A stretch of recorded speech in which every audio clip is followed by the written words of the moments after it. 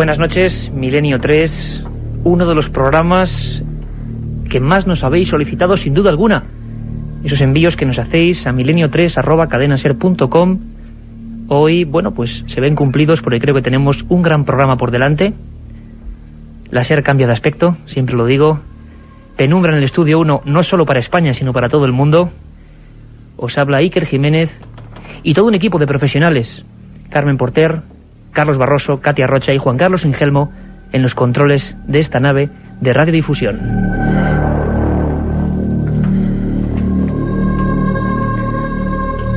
Efectivamente, en el año 944 de nuestra era se habla de una síndone, de un lienzo misterioso que llega a Estambul.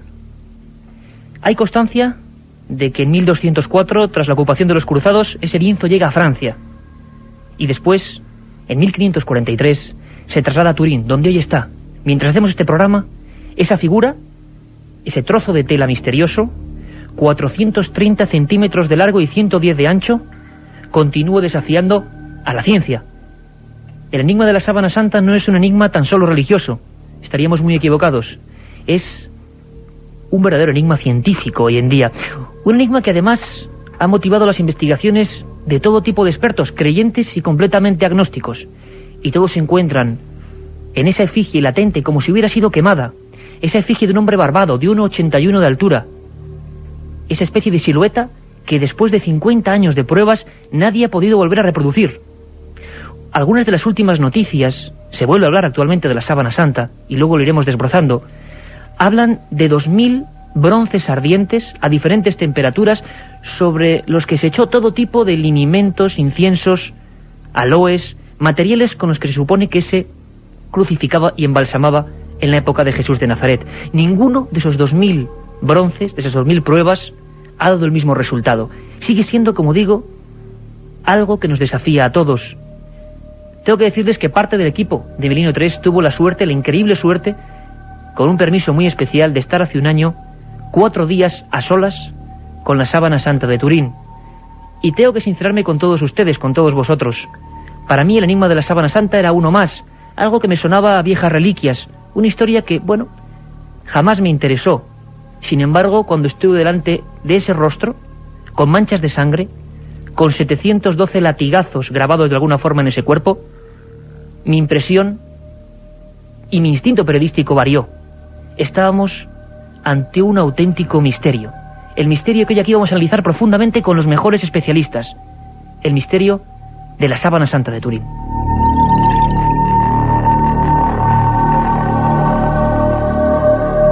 Desde 1950 se sabe que ese trozo de lino, tejido, como decían en Palestina, la forma de cola de pescado, tenía manchas de sangre. Manchas de sangre que en 1982 el doctor Baima Bolone, catedrático de Medicina Legal de Turín, descubre que son del grupo AB. Esa sangre es como distinta a la imagen latente, a la imagen como de una radiografía, que reproduce a alguien muy parecido a Jesús de Nazaret. Sobre las muñecas, no sobre las palmas, hay una explosión de ese líquido sanguíneo que ha quedado ahí, también sobre los pies. Los forenses nos hablan de un retrato falso o auténtico que reproduce exactamente, milimétricamente, el martirio de un crucificado.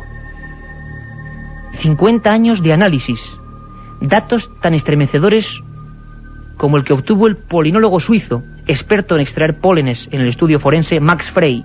En 1978 se analiza esa sábana y se demuestra que hay 22 tipos distintos de pólenes precisamente que correspondían a Turquía, a Francia, a Italia, y la mayoría de ellos eran endémicos, eran solo propios de Genesaret, en Palestina.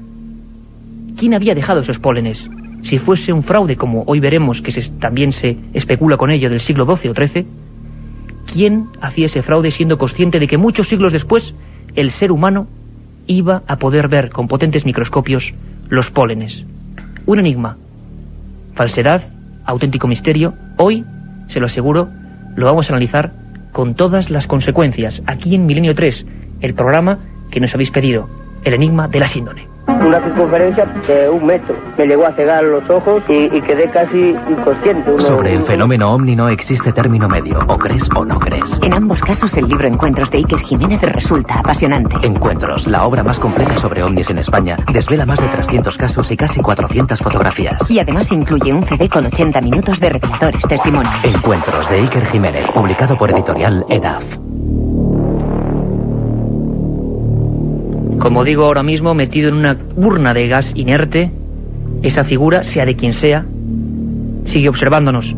En 1978, el escáner VP8 de la NASA, el mismo que sondeó las primeras imágenes de Marte, pasó 120 horas sobre el lienzo misterioso. Descubrió una cosa sensacional. El dibujo, la mancha, la efigie, lo que sea, no tiene ni una sola traza ni direccionalidad. Es decir, no hay pinceladas, no hay trayecto, es un todo. Nadie lo ha dibujado. No podía hablarnos en este país nadie mejor de este enigma que el padre José Francisco Guijarro, que es capellán del monasterio de las Descalzas Reales y además, tengo que decirlo, es una de las personas dentro de la Iglesia con más espíritu investigador, luego hablaremos de algunas cosas, que yo me he encontrado en mis años de periodista. Una de las cosas que le apasiona y de lo que más sabe es sobre la Sábana Santa de Turín. Bienvenido a este programa Milenio 3. Buenas noches y muchas gracias, muchas gracias. Gracias a ti por visitarnos, porque es un tema que hoy mismo algunos periódicos hablaban de la muerte de algunos científicos que en su día postulaban que la Sábana Santa podía ser un fraude. Es decir, la gente todavía, a día de hoy, tiene muchas ideas confusas, piensa la mayoría de ellos que es un fraude del siglo XII. Pero a mí me gustaría preguntarle algo que a mucha gente sé que le inquieta. Y sé además que usted es una de las pocas personas que puede investigar, y lo ha hecho muchas veces, en ese increíble y magnífico archivo Vaticano.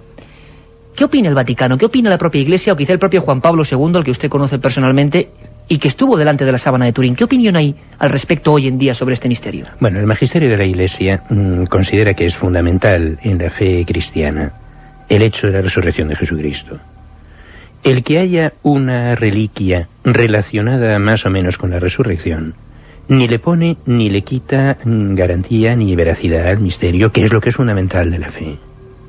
Entonces, el lienzo, la síndone, considerado la Sábana Santa de Turín, es, si acaso, un elemento accesorio, un objeto de devoción y de culto durante siglos, durante los últimos siglos, en la fe y en la vida de la Iglesia, pero de cuya autenticidad no depende la verdad de la resurrección. Desde el magisterio de la Iglesia, desde la teología, en lo que tenemos que insistir es en el hecho de la resurrección de Jesucristo, de la muerte y de la resurrección de Jesucristo. Y tenemos que dejar como una cosa accesoria, respetable pero accesoria, las distintas reliquias de la pasión, como puede ser el Lignum Crucis, como puede las distintas reliquias que se conservan de la cruz, el título de la cruz, el además medio un tema apasionante, el Titulum Crucis de la Basílica Sesoriana de Roma, la Sábana Santa de Turín, los clavos, las espinas que en unos sitios o en otros se relacionan con la corona de espinas. Todas estas cosas son dignas de respeto, de análisis, de estudio, pero no son determinantes para lo que es la fe de la Iglesia. De todas formas, la Sábana Santa, este objeto que hoy analizamos en concreto, y un gran misterio sobre las reliquias, digamos, que se consideran por lo menos auténticas o mejor analizadas por la ciencia, ninguna de ellas ha sido tan analizada como este objeto, este lienzo que, como digo, todavía está ahí y impresiona. Ya os lo comento y se lo comento a toda la audiencia de forma personal, porque se ve que es un martirizado, un hombre que ha sufrido y que de alguna forma ha dejado su impronta ahí. Volvemos en un segundo a analizar esto con toda la profundidad que se merece. La otra realidad. Milenio 3. En la cadena SER. Din don din. Último aviso para el pasajero Gervasio Pons. Llevamos 20 minutos esperándole en el avión, joder, ya le vale, ¿no? Din don din. Aguante un poquito que me acabo de pedir un Bacardi 5, hombre. Din don din. Oiga, Gervasio, que ya está bien, ¿no? Din don din. Voy. ¿Qué Bacardi 5, hombre? Que está añejado en barrica de roble americano, no voy a tirar la cosa. Din don din. Gervasio, nos vamos. Una lagrimita me queda. Ah, se siente. Din don din. ¡Me que trefe! Bacardi 5. El ron añejo que no te esperabas. La otra realidad. Milenio 3. En la cadena SER. La estampa de un crucificado que resiste cualquier análisis científico. Y luego hablaremos de esa famosa prueba del carbono 14. Año 88, todos los telediarios del mundo, todos los periódicos del planeta Tierra hablan del gran fraude. Esa prueba del carbono 14 realizada por el British Museum indica que puede ser una reliquia comprendida entre los siglos XII y XIII, entre el año 1260 y 1390. Realmente veremos cómo a día de hoy, en el año 2002, aunque los periódicos no informen de ello, se tienen muchísimas dudas, hasta las propias personas que hicieron el informe. Lo comprobaremos con datos. Lo cierto es que ese lino refleja perfectamente a nivel forense lo que fue la muerte de un hombre prácticamente idéntica como la que, según nos cuenta la Sagrada Escritura, le ocurrió a ese hombre tan excepcional como debió ser Jesús de Nazaret. Milenio 3 ha hablado con uno de los forenses más prestigiosos de este país. Es José Antonio García Andrade, catedrático, profesor de psiquiatría forense en la Universidad Complutense de Madrid. Y le hablábamos de la llamada autopsia de Cristo. Si es cierto que fue un terrible martirio y que la sábana lo reproduce exactamente, con circunstancias tan milimétricas como que el hombro donde se sujetaba una parte de la cruz esté un tanto más herido o erosionado que el otro, como que los latigazos que recorren milimétricamente la espalda de este supuesto individuo sean, tal y como los daba, un llamado flagrum de 2 poleas. Si es un fraude, desde luego es uno de los mayores fraudes de todos los tiempos. Escuchamos un momento a José Antonio García Andrade, profesor de psiquiatría forense de la Universidad de Madrid. Es una muerte cruel porque realmente son muchos los elementos que se van sumando poco a poco en las distintas fases y en las distintas etapas por las que atraviesa la agonía. En aquella época lo importante era que el condenado a muerte, por las causas que fuesen, pues padeciese la agonía lo más cruel posible y lo más larga posible, hasta tal punto que verdaderamente en la muerte de Cristo, con la crucifixión, que curiosamente estaba prohibida a los ciudadanos romanos, era una muerte de alguna forma pues que hacía a los sujetos que la padeciesen algo infamante, ¿no? Y verdaderamente es una muerte en la que predomina un síndrome de ahogo, de asfixia. El sujeto se medio cae, se deja caer por el peso del cuerpo, trata con los brazos de estirarse hacia arriba para superar esa situación de asfixia, de ahogo, y verdaderamente es cruel y sin embargo es curioso al mismo tiempo que para acelerar la muerte en alguno de estos cuadros de alguno de estas personas que ya estaban condenadas a morir en la cruz, que entonces alguno de los verdugos con un mazo rompiese las piernas del crucificado para que entonces ya no se pudiese erguir y la muerte por asfixia fuese lo más rápidamente posible. Una muerte tremendamente cruel. José Francisco Guijarro, el Santo Sudario de Turín refleja exactamente esta muerte tal y como debió ocurrir. Sí, desde luego.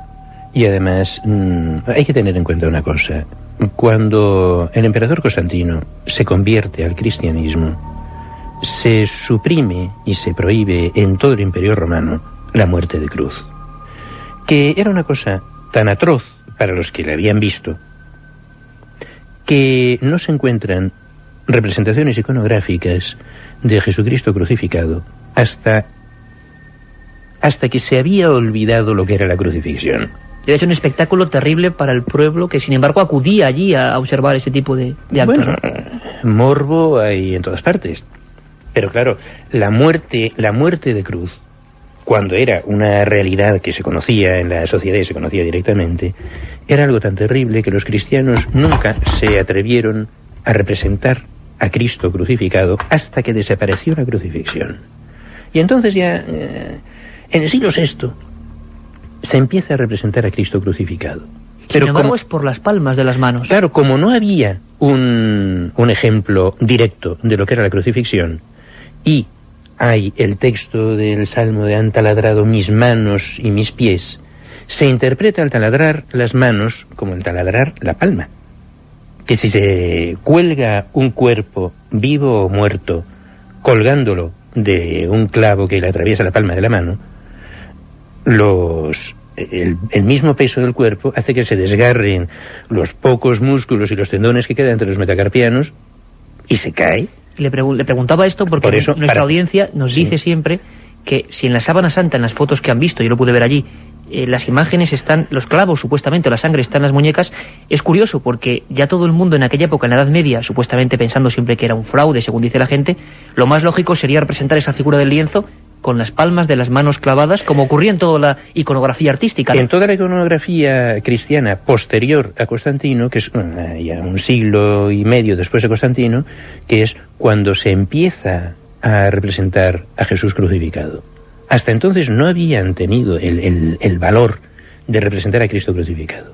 Por lo que era la crucifixión, porque ellos sabían que era la crucifixión, pero cuando ya la crucifixión es algo que se olvida y que queda en un recuerdo de la historia, pues entonces ya se representa al crucificado como se pensaba que era un crucificado. No sé qué nos pasaría a nosotros ahora, por ejemplo, si hay que representar un garrote vil, que es una cosa que ha desaparecido ya de nuestra cultura más inmediata. Sin embargo, si ese es Cristo el que está en ese lienzo, parece ser, según los forenses, que fue clavado por el llamado espacio de Destot, como en las muñecas, una especie de hueco que tenemos, ¿no? Sí, es que únicamente metiendo un clavo entre lo que es el cúbito y el radio, se consigue que no se desgarre la mano y que pueda permanecer el peso del cuerpo colgando de las dos muñecas, de dos clavos en las muñecas, sin que la mano se desgarre, porque claro, si se desgarra la mano clavando por la palma, entonces el cuerpo, vivo o muerto, se cae al suelo. José Francisco Guijarro, es cierto, las investigaciones a día de hoy, la NASA, científicos investigadores completamente independientes, diferentes universidades, siguen haciendo nuevos descubrimientos, aunque no se conozcan la mayoría de las veces. Uno de ellos es impresionante. Es cierto que en uno de los ojos, a nivel microscópico, de esa figura, esa cara barbada, que parece que es la de, o se supone que es la de Jesús de Nazaret, ha aparecido una moneda. No, microscópico no. Se ve una moneda. ¿Y qué moneda es? Es un lepton, que es una moneda griega de cobre, pequeña. Sería pues lo que sería ahora una moneda de 5 euros, vamos, más o menos, que se utilizaba, había la costumbre de poner unas monedas sobre los párpados para que quedaran cerrados los ojos de los cadáveres, y entonces en el ojo izquierdo del cadáver se ha conservado el lepton, mientras que el del ojo derecho se ha debido caer, y por eso cuando ha quedado impresionada, estampada la figura del crucificado en el lienzo, en la sábana de Turín, ahí se ha llegado a ver efectivamente que, aparte de las manchas de sangre en la frente y estas cosas, que se conserva la moneda. Es impresionante otro detalle, y es que a pesar de todas las pruebas realizadas, hay detalles de ese lienzo, de esa figura, que desafían a cualquier concepto científico. Por ejemplo, ya ha llovido, pero en 1898 uno de los primeros fotógrafos, el abogado y fotógrafo Secondo Pia, fue encargado para realizar las primeras imágenes en negativo de esa imagen. El susto fue tremendo. Ahí empieza la verdadera investigación científica de la Sábana Santa, porque ocurría algo en esas fotografías de Segundo Pia, ¿no? Bueno, lo que pasa es que a lo largo de los siglos se ha ido perdiendo la coloración o la pigmentación de la estampación de la Sábana Santa. O sea, en este momento la Sábana Santa vista con la vista natural se conservan muy bien, se observan muy bien las manchas de sangre, pero la estampación de la figura del crucificado no se ve con facilidad a simple vista. Entonces, sin embargo, ocurría algo, ¿no? Había un efecto negativo al revés. Bueno, no, es que al obtener una fotografía con una emulsión ortocromática más sensible a una parte del espectro de lo que es el ojo humano, se ve que esa estampación, que ahora no se percibe con claridad a simple vista, sí se observa por la impronta que produce en una emulsión fotográfica ortocromática. Cuentan que Secundo Pilla, este primer hombre que hace una fotografía en solitario, a oscuras, con unos focos muy concretos a la sábana santa, salió espantado porque es la primera vez que el ojo humano ve esa representación que parece salir del lienzo. No es la primera vez. Porque cuando se habla de Edesa, el año 534, y cuando todavía no se había perdido la pigmentación, entonces se observaba y se reconocía perfectamente lo que ahora ya ha quedado muy borroso. Y entonces hay algunas pinturas, algunos dibujos de copia de la sábana de Turín que representan con trazos. Esto es una copia pictórica, o sea, esto no es que sea una reproducción directa de la sábana santa, es una copia. Y entonces en esas copias se ve con toda claridad lo que ahora solamente se ve con claridad a través de la fotografía. Hay una copia de tamaño muy reducido en el Museo del Monasterio de los Descalzos Reales de Madrid. Sin embargo, en el año 88, José Francisco Guijarro, ocurre el gran estallido mundial. La sábana santa, supuestamente, según dicen las noticias, es un tremendo fraude. Los científicos, que incluso hablábamos de la NASA, como John Jackson, catedráticos como Baima Bolone, personas que habían estado implicadas en la investigación, no se lo creen, pero el Museo Británico, encabezado ese comité de análisis por Michael Tidd, cogen un trocito de la sábana y lo someten al carbono 14. Vamos a ver qué es lo que ocurrió.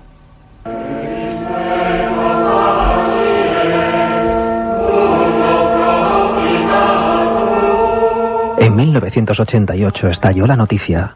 El British Museum analizaba un fragmento de la síndone y tras someterlo a la prueba del carbono 14, determinaba que se trataba de una falsificación del siglo XIII. La noticia se conoció en todo el mundo, provocando un cataclismo en millones de personas que consideraban auténtica la reliquia. 10 años después, en una carta remitida al Vaticano, los propios autores del análisis dudaban del procedimiento. Hoy, existen argumentos suficientes para pensar que aquella datación fue completamente errónea.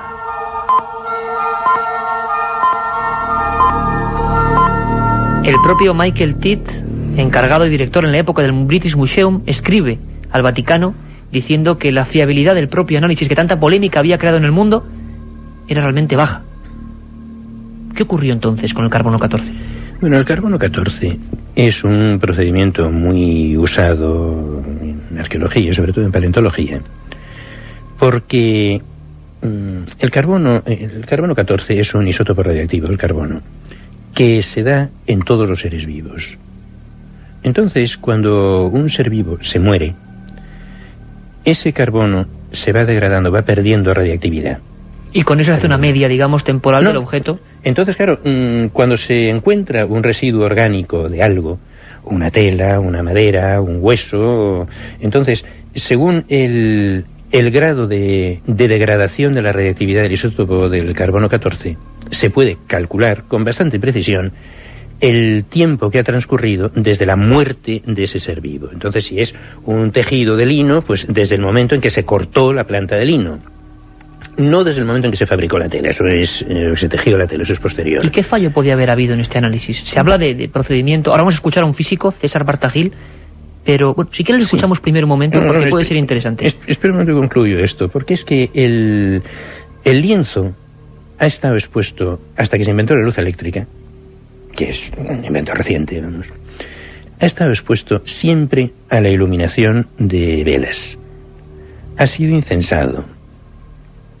Entonces, el lienzo está impregnado sin que se haya podido separar lo que es el lino original del depósito de humo, de la cera, de las velas, de los pábilos, del incienso y de todas estas cosas al que ha estado sometido, hasta que ahora recientemente ya lo han guardado en una urna llena de gas inerte. Pero vamos, esto es una cosa de es decir, que eso podría incorporar tiempo, vamos a decirlo, en el análisis del carbono 14. Claro, si efectivamente el lienzo fuera del siglo XIII, al analizarlo con el carbono 14, una vez que ha estado sometido a la luz de las velas y a todo esto durante siglos, hubiera dado como resultado que era el 18 del 19, porque la resultante del análisis de todo eso, cuando ha estado expuesto al exterior, es el resultado de todos los organismos vivos que han contribuido a formar esa muestra. que es el lino originario, el humo de la cera de las velas, el humo de los pábilos de las velas, que serían de algodón, sabe Dios qué, y claro, todo eso que es carbono se ha ido depositando. Acumulando. Se ha ido depositando allí, y al hacer el análisis de la muestra no se ha podido separar lo que es lino de lo que es toda la impregnación de humo. Y que ha ido datando, evidentemente, hacia más la edad de la Sábana Santa. Pero vamos a escuchar a un físico, César Bartajil, Milenio 3 habló con él, profesor de física, que ha hecho una exposición últimamente en la Universidad de Segovia, hablando de por qué falla ese análisis. Y lo dice un físico. Vamos a escucharlo. La Sábana Santa, digamos, no es un objeto típico para un arqueólogo, porque no ha estado en su lugar, ha permanecido en un lugar todo el tiempo hasta que se descubrió y se ha llevado al laboratorio. Todo lo contrario. El problema no es la técnica del carbono 14. Para la Sábana Santa hay muchísimas dudas debido al objeto que se quiere datar. Entre otras cosas, ha sufrido un incendio en 1532. Un incendio que lleva las marcas, sí, tiene todavía los remiendos que pusieron las clarisas. Este incendio ha provocado una incorporación de carbono al tejido, al lino, que ya antes de hacer la prueba del carbono 14 se había detectado. Se llama se habían metido los carboxilos, que vienen del CO2 de la atmósfera y del monóxido de carbono. Y esto, después han comprobado, aunque con discusión dentro del mundo científico, no es que haya un acuerdo pleno, pero se ve que algunos experimentos que simulan un incendio o un calentamiento de un lino, de un tejido, pues incorpora carbono atmosférico, lo cual ya invalida cualquier intento de hacer una datación por carbono 14. La polémica está ahí. Físicos como César Bartajil niegan rotundamente que sea 100% fiable lo que ocurrió. Y lo que casi nadie sabe, que los propios autores de ese publicitadísimo análisis escribieron al Vaticano diciendo eso, que realmente no estaban del todo seguros. Ese escáner de la NASA, el VP8, ha vuelto a pasar en el año 2000, buscando una cosa que nos daría para otro programa, buscando ADN, ¿no? ADN de la sangre que queda en el lienzo de la Sábana Santa, digno de novela de ciencia ficción, ¿no? Porque ¿qué podía ocurrir con ese ADN? Y lo que se ha vuelto a descubrir es una cosa sensacional. Pasando el escáner varias veces, este escáner, 120 horas, a las órdenes de 44 científicos multidisciplinares, demuestran que el cuerpo que está ahí, sobre la sábana, es perfectamente tridimensional, que el pómulo, el ojo, la nariz, todo estaba hecho a determinados volúmenes para que, siendo escaneado, diese el retrato de un hombre con volumetría perfecta. Algo realmente impresionante. Sin embargo, en Oviedo tenemos otro misterio. Un misterio que se complementa con el de la Sábana Santa. Un misterio que lleva mucho tiempo desafiando también a la ciencia. En España hay más de 20 lienzos custodiados en diversas iglesias, pero solo uno ha merecido la atención de los especialistas científicos. Se trata del llamado Pañolón de Oviedo.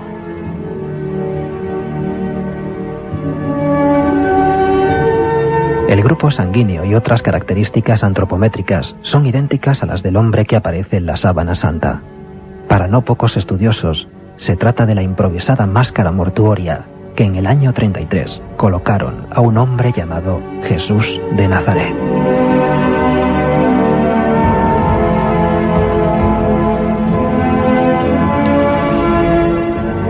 Un misterioso sudario, pañolón, que para muchos es la máscara mortuoria que iría en aquel año 33 junto a la Sábana Santa.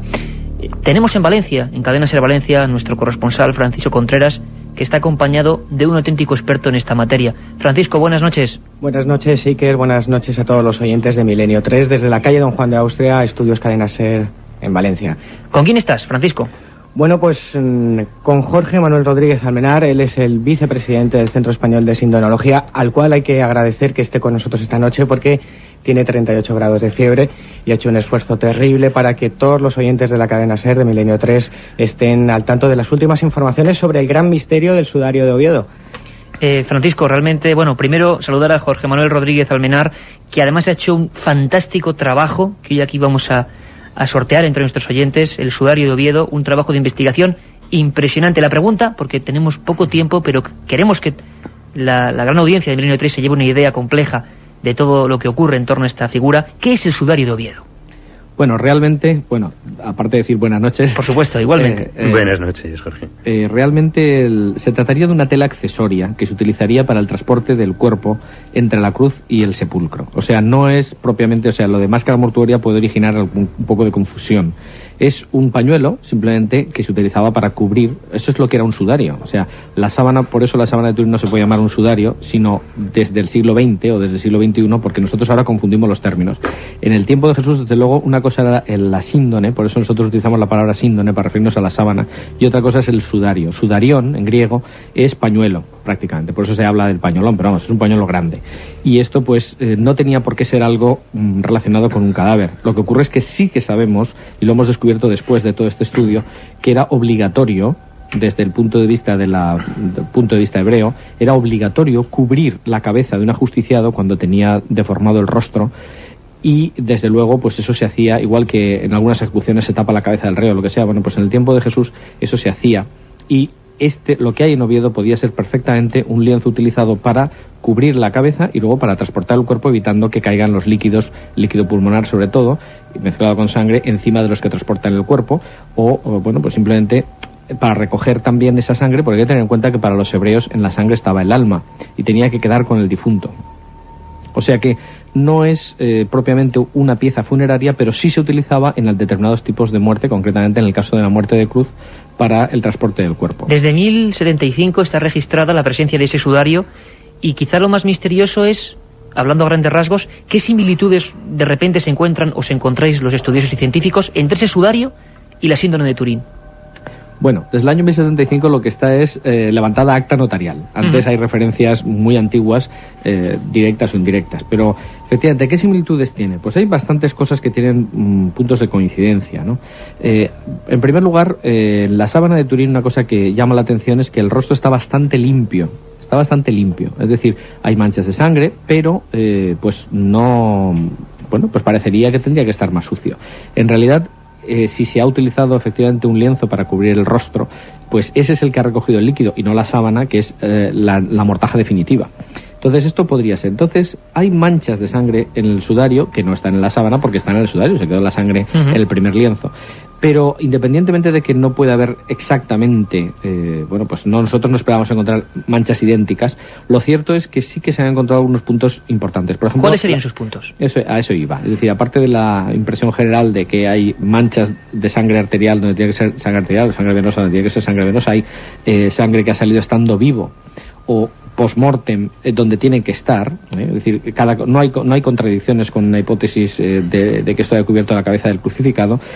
Por ejemplo, lo que es sorprendente son las coincidencias de las manchas de la nuca, que aparecen en la sábana y en el sudario prácticamente idénticas. Hay un 80% de coincidencia en cuanto a cantidades, en cuanto a colocación, en cuanto además es sangre pues que ha coagulado en el caso de la sábana y el sudario, es decir, ha salido estando vivo, que no tiene nada que ver con el líquido que sale por la nariz y por la boca.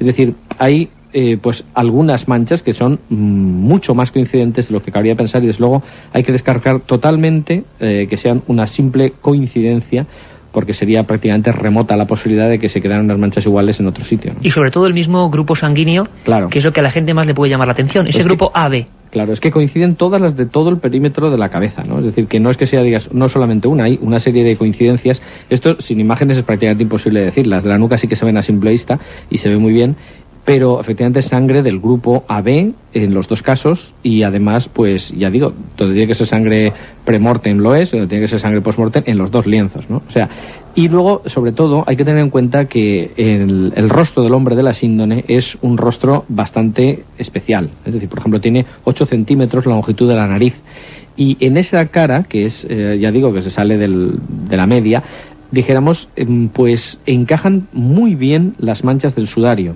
Y, por ejemplo, el abultamiento del pómulo derecho que se ve en la sábana, pues eso ha originado una isla del líquido pulmonar, por ejemplo, que coincide exactamente con las marcas del sudario, ¿no? Y es casi como una pieza, para que la gente nos lo entienda perfectamente, como la pieza de un puzzle que en su mayor parte encaja. ¿Cómo sería posible, bueno, entonces? Eso es un buen ejemplo porque prácticamente está tomado de una frase que dijo el director de nuestro equipo de investigación, don Guillermo Heras, que dijo: a mí me encantan los puzzles y esto es como montar un puzzle sin saber cuál es el resultado final. O sea, nosotros cuando empezamos a estudiar el sudario, pues unas 40 personas, que pues unos han muerto, pues le han dejado la investigación, porque en 14 años pues pasan muchas cosas, pero pues todo este equipo pues no sabía exactamente lo que iba a salir, ni teníamos mucha idea de lo que era un sudario, ni qué era aquello que había más que un trapo sucio, manchado, arrugado y poco más, ¿no? Y sin embargo, pues cada mancha se ha ido analizando y son pues como piezas que se han ido colocando y luego partiendo de una hipótesis, es decir, vamos a suponer que esto a partir de un determinado momento los forenses determinan exactamente la posición de las aletas de la nariz y de los labios superior e inferior de la boca, ¿no? Entonces, a partir de ese momento, en el momento en que encuentran elementos que permiten concretar ese punto, encajan todas las piezas, es decir, porque colocado el sudario alrededor de la cabeza, todas las manchas están en su sitio, ¿no? Y ya digo, no solamente coinciden con una cabeza de un crucificado, sino muy bien con las de la cabeza del hombre de la síndrome. A mí me gustaría pasar ahora el testigo a José Francisco Guijarro, porque hay un detalle impresionante. Hablábamos antes de esa sangre en la sábana y en el sudario de Oviedo y del interés de los científicos. Es más, hay un teletipo de última hora de las varias facultades de Brasil, un debate de varios científicos en la posibilidad de clonar o no a Cristo, porque se podría sacar una hebra de ADN. ¿Qué opinión tiene, por ejemplo, puede tener la Iglesia en torno a una prueba que busque ADN dentro de la sangre de esas reliquias? Pues que la busquen a ver si lo encuentran. Si eso es una cosa que ese tipo de investigación...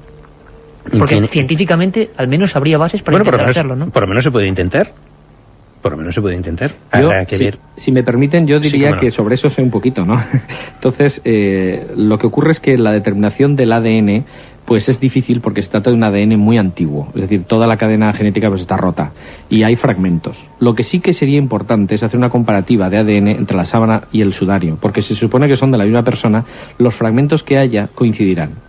Entonces, eso sí que se puede hacer. Desde luego, clonar a Jesucristo primero no se puede clonar a una persona, se puede hacer un hermano gemelo de ella y no sería Jesucristo, sería un hermano gemelo. El hombre de la síndrome, en todo caso. El hombre de la síndrome. Bueno, pero aparte de eso, sería un hermano gemelo del hombre de la síndrome, no sería el hombre de la síndrome, porque clonar no es hacer la misma persona, sino un hermano gemelo, ¿no? Mira, no se ha conseguido clonar. Como hipótesis de ciencia ficción, bien, pero el hacer una comparación de lo que se encuentre, de lo que se pueda encontrar, de la misma manera que se ha podido identificar el grupo sanguíneo, si se puede encontrar algo de ADN en sangre en los dos testimonios que se han encontrado, o incluso hay otras manchas de sangre en clavos, en espinas, pues adelante. Si... Veremos lo que dice la ciencia. De todas formas, 22:45 horas, yo quería despedir, ha sido brevísimo, haremos un programa solo sobre el pañolón de Oviedo, porque lo que queremos hacer en Milenio 3 en estos primeros programas es sondear y que la gente vea los misterios muchísimos que hay. Queremos agradecer de verdad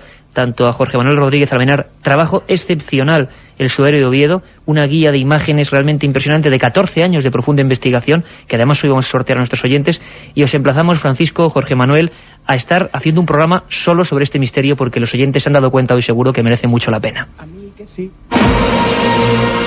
La otra realidad. Fenómenos extraños. Misterios sin resolver. Milenio 3. En la SER. Oiga, por favor, el realizador del spot de Bacardi 5. Sí, soy yo, queda bien, le gusta, ¿eh? Sí, lo hemos estado visionando, está bien. Dice usted Bacardi 5, dice usted que es un ron oscuro, que es distinto al normal. Queda muy bien, yo creo. Dice lo de añejado al menos durante 5 años en barrica de roble americano. Contrapunto, está bien. Vamos de la cámara arriba, está muy bonito. bien. Ahora una sola cosa, que sí. En vez de salir la botella de Bacardi 5, sacaste una lata de tomate. Pues es que mi mujer tiene un supermercado, digo, pues aquí le damos salida. Ya, pues es que no es lo mismo, ¿eh? Pero iluminado bien, ¿no? Sí, no, la iluminación está correcta. Es lo importante. Bacardi 5. El ron añejo que no te esperabas. La otra realidad. Fenómenos extraños. Misterios sin resolver. Milenio 3. En la SER. Haremos, lo prometemos, un programa solo dedicado con nuestros compañeros hoy en Valencia sobre el tema del pañolón de Oviedo. Hemos dejado unos cuantos detalles para sembrar misterio, para realmente dejaros con la miel en los labios en el buen sentido, porque retomaremos la investigación. No tenemos mucho tiempo, pero José Francisco Guijarro, hemos sondeado, hemos dejado, podríamos hacer un programa especial de muchas más horas sobre la sábana santa y sobre su misterio, pero me gustaría preguntarle ya casi a nivel personal. A día de hoy se habla de todo tipo de cosas, la sábana santa sigue sin saberse realmente qué es, y para usted, ¿qué clase de energía pudo desprender aquel hombre, si es aquel hombre, Jesús de Nazaret, el que se quedó grabado allí? Bueno, eso es una cuestión interesante, porque es un fenómeno único.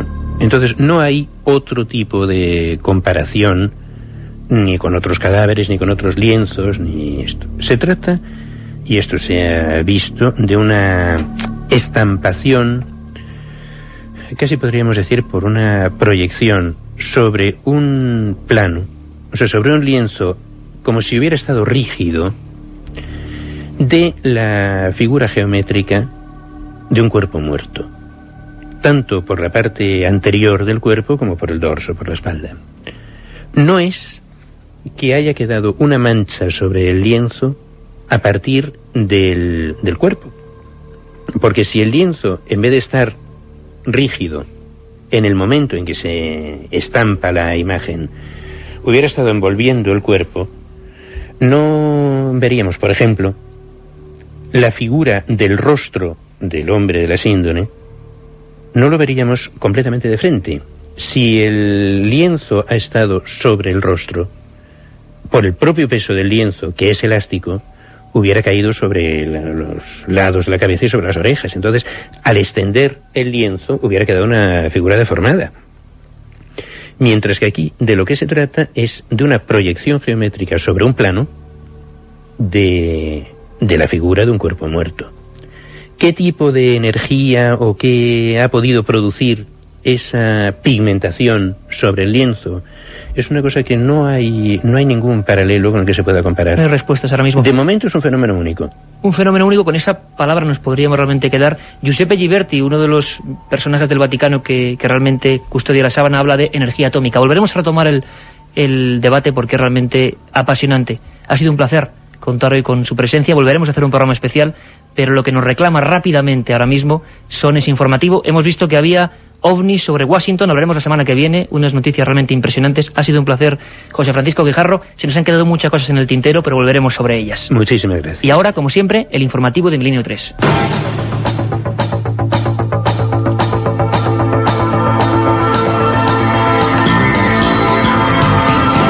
El Papa Juan Pablo II se encuentra de viaje por Norteamérica, en Canadá, para asistir a la Jornada Mundial de la Juventud, y después en México y Guatemala, donde el pontífice elevará los altares a dos personas de mucho peso para el catolicismo en ambos países. La canonización de Guatemala es especialmente significativa para España porque se convertirá en santo Pedro de Betancur, un emigrante nacido en la isla de Tenerife. Esto será el 1 de agosto, un día antes en México. El Papa canonizará al indio Juan Diego, cuya figura es bastante más polémica que la de Betancur. Fue el testigo de la aparición de la Virgen de Guadalupe y hay incluso quienes dudan de que existiera en realidad. En México se espera el acontecimiento con gran expectación. Enseguida nos iremos allí. Antes repasamos con Carmen Portero otras noticias en titulares. Un asteroide podría colisionar contra la Tierra en el año 2019. Oleada ovni en Argentina. Extraños seres vestidos de negro aterrorizan a los vecinos de Palmira, Colombia. En Guatemala y en México se preparan para acoger dos eventos importantes: la canonización de dos figuras muy relevantes en ambos países, el canario Pedro de Betancur en Guatemala y el polémico Juan Diego en México. Nos vamos a quedar en México, escenario de la primera de ambas canonizaciones, porque el país ya vive intensamente las jornadas previas a la llegada del Papa. Corresponsal de la SER, María José Ajejas. El Papa viene a México a canonizar al primer santo indígena que va a tener la Iglesia, y todo está preparado ya para recibirle con el alborozo que este pueblo, que es profundamente católico, le ha mostrado en las 4 ocasiones anteriores que ha visitado el país. El fervor está una vez más desatado entre los mexicanos, como lo está también la mercadotecnia que la Iglesia ha preparado para el acontecimiento, desde camisetas hasta botellitas de agua bendita con la imagen de Juan Diego, pasando por un disco que contiene el tema Águila que ama, que es la canción oficial encargada por la Iglesia mexicana, de la que hay hasta un videoclip y que se puede comprar por internet. Todo esto para un santo de cuya existencia dudan no pocos fuera de la Iglesia católica. Historiadores de prestigio han llegado a la conclusión, tras sesudos estudios, de que no hay ninguna prueba de que Juan Diego fuera un personaje real. También es objeto de polémica la imagen de él que la Iglesia mexicana ha adoptado con motivo de su canonización, porque a pesar de ser un santo indígena, en pósters y estampillas se le presenta con barba y con rasgos blancos. Un psicólogo americano está investigando las causas de los estigmas, esas señales que aparecen misteriosamente en el cuerpo de algunas personas y que se corresponden con las heridas que supuestamente sufrió Cristo cuando fue crucificado. Carmen. Según el psicólogo Mario Martínez, las creencias espirituales afectan a la biología y al sistema inmunológico, por lo que en muchas ocasiones los estigmas pueden ser la causa del poder de la mente. Las personas que tienen estigmas experimentan un conflicto físico-espiritual y a menudo reflejan sus creencias en estas heridas. Aunque las investigaciones arqueológicas han revelado que los crucificados eran clavados en la cruz por las muñecas, hasta el momento los estigmatizados sufrían estas heridas en las palmas de sus manos.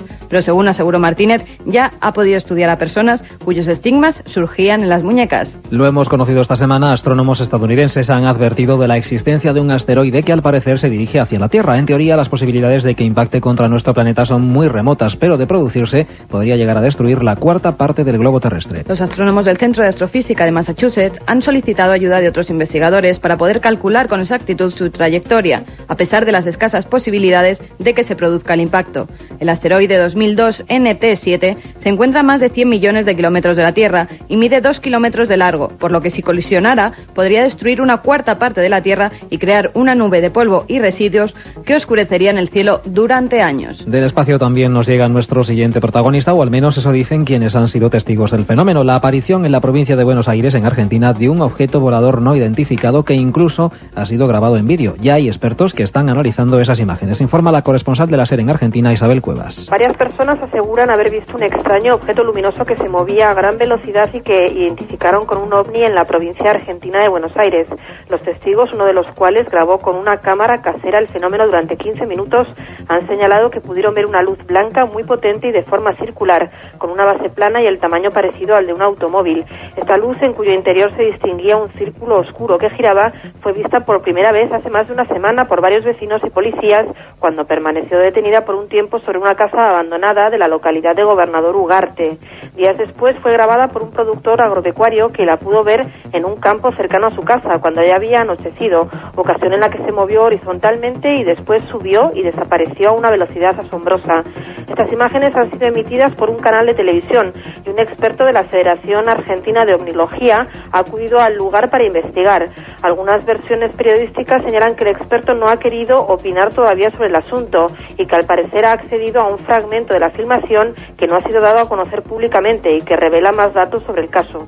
Científicos australianos han encontrado un calamar gigante de unos 250 kilos de peso en una playa al sur del país. Criaturas como esta, que provocan el asombro en aquellos lugares en las que son descubiertas, podrían haber fomentado las leyendas sobre monstruos de las profundidades marinas que inspiraron novelas como 20.000 leguas de viaje submarino de Julio Verne. El calamar gigante que encalló en la isla de Tasmania pesa alrededor de 250 kilos y mide más de 20 metros. Los especialistas del Museo de Tasmania creen que se trata de una nueva especie, ya que cuenta con unas largas tiras de músculos adheridas a los 8 tentáculos, que miden entre 15 y 18 metros. Los calamares gigantes normalmente poseen 2 tentáculos menores que utilizan para llevarse el alimento a la boca y este no los tiene. Estos animales viven en profundidades de más de 500 metros y han sido vistos en todos los océanos del mundo, aunque nunca se había hallado una especie tan peculiar como la encontrada en Tasmania. Y como siempre hay otras noticias que contamos ya de forma breve.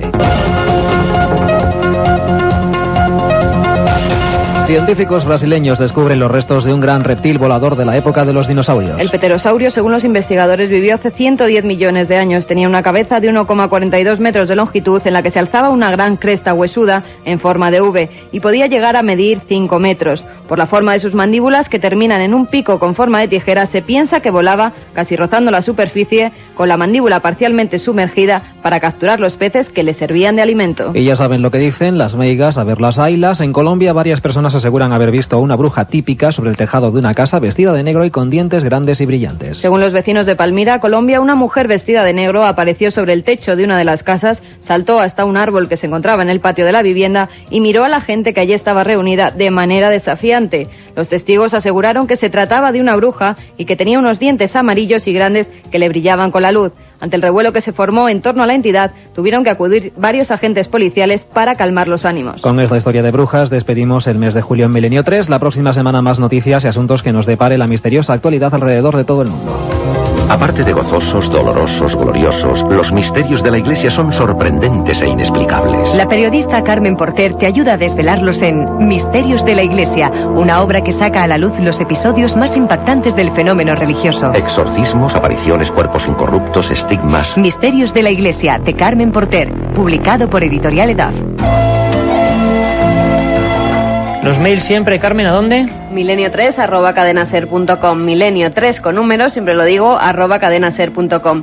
Hasta aquí nos ha llegado un mensaje de Cristina Gutiérrez García que nos dice si podemos hablar de los mensajes ocultos en los discos de rock. También leyendas urbanas, Aida Castañeda nos lo pide para un próximo programa.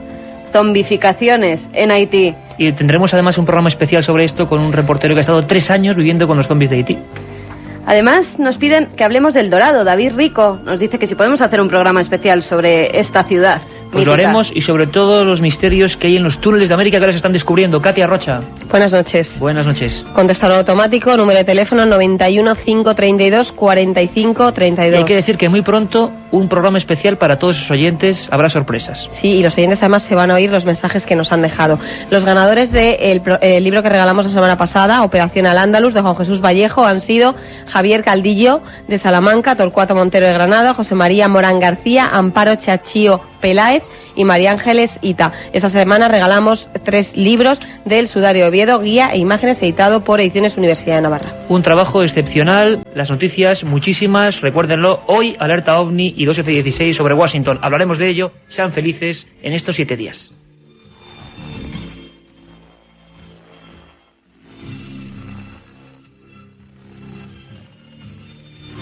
Ha concluido Milenio 3. Una cita con lo misterioso y lo sobrenatural que volverá dentro de 7 noches. Bacardí conspira con la noche.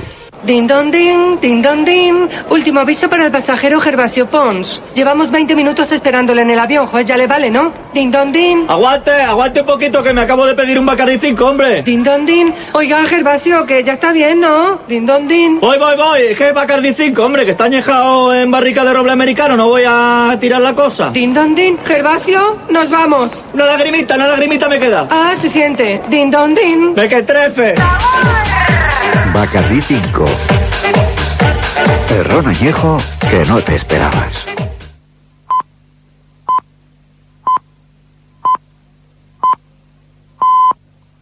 De vuelta a Estados Unidos, y como han escuchado en el programa que nos ha precedido, en Milenio 3, alerta OVNI en Washington. 2 cazabombarderos del ejército norteamericano tuvieron que sobrevolar ayer el cielo de la capital norteamericana después de recibir la alerta ante la presencia de un objeto volador no identificado. El diario The Washington Post recoge las declaraciones de un testigo que afirma haber presenciado la persecución de los 2 aviones de combate a un objeto que se desplazaba a gran velocidad.